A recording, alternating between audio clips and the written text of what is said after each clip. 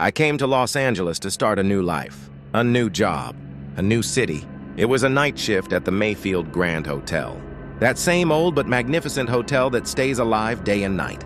The hotel looked grand. Golden floors, marble walls, and chandeliers hanging from the ceiling that trembled every time the elevator moved. But beneath its shine and glamour, there was a strange kind of exhaustion. They gave me room number 2 on 13, a small room meant for the staff.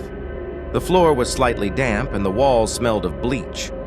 The first night, while I was unpacking my things, I heard a faint knocking sound from behind the wall, as if someone was standing right on the other side. I froze. No footsteps, no voice. Just once, tick, tick. I told myself it must be the pipes. But as soon as I turned off the light, a shadow appeared on the black screen of the TV. The Mayfield Grand was a 24-hour hotel.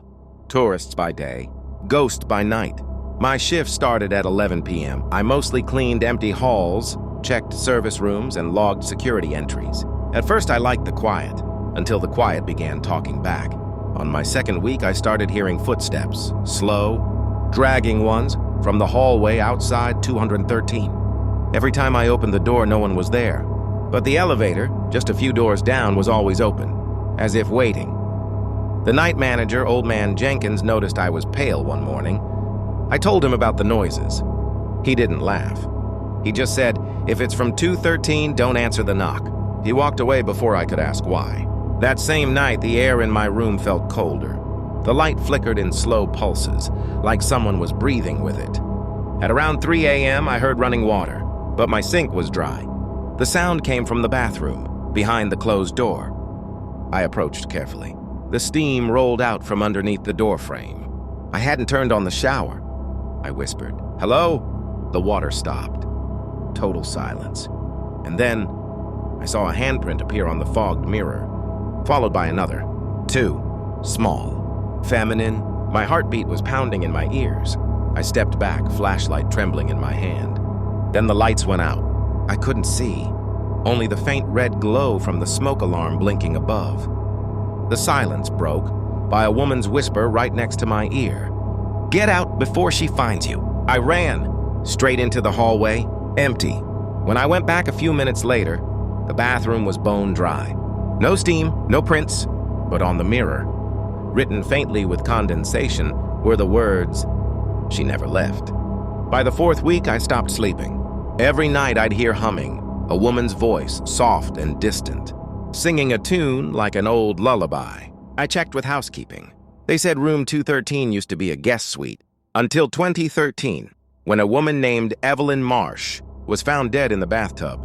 Heart failure, they said, but the water was still running when they found her. The manager sealed the room for years. Now it was repurposed for staff stays. Lucky me. That night, during a thunderstorm, the humming came back, this time from inside the wardrobe. I opened it, flashlight shaking, and saw only my uniforms hanging. Then something moved behind them. A pale face, hair dripping wet, eyes hollow and glassy, just for a split second before the door slammed shut. I fell back, gasping. The humming stopped, but a low whisper filled the room. She never left. The final night began like any other, but by 2 a.m. I felt it. The pressure in the air, like something was breathing through the walls. The lights started flickering again. One by one, the hallway bulbs went dark, all the way down the corridor. Only 2 and 13 stayed lit. I grabbed my flashlight, stepped out.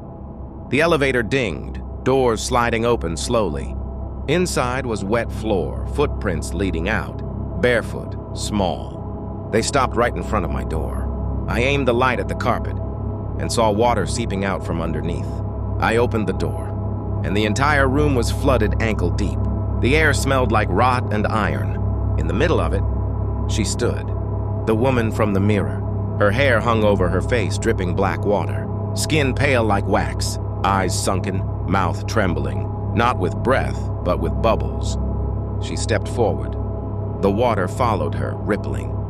I tried to move, frozen. The light flickered, my heartbeat pounding like drums.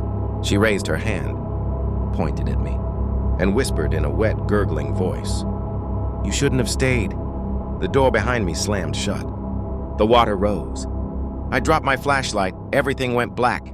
For a second, I felt her hand on my neck. Cold, heavy, then nothing. They found my belongings a week later. The bed was soaked, walls peeling. No body, just a room full of stagnant water and the faint smell of perfume. The manager sealed 213 again. They said it was maintenance issues. But some nights, when new guests check into the rooms nearby, they complain about dripping sounds in the walls and a woman humming softly through the vents. If you ever stay at the Mayfield Grand Hotel in downtown LA, don't ask for room 213, because the woman who died there never left. Some places remember what we try to forget. Loneliness can turn rooms into graves, and sometimes the dead just want company.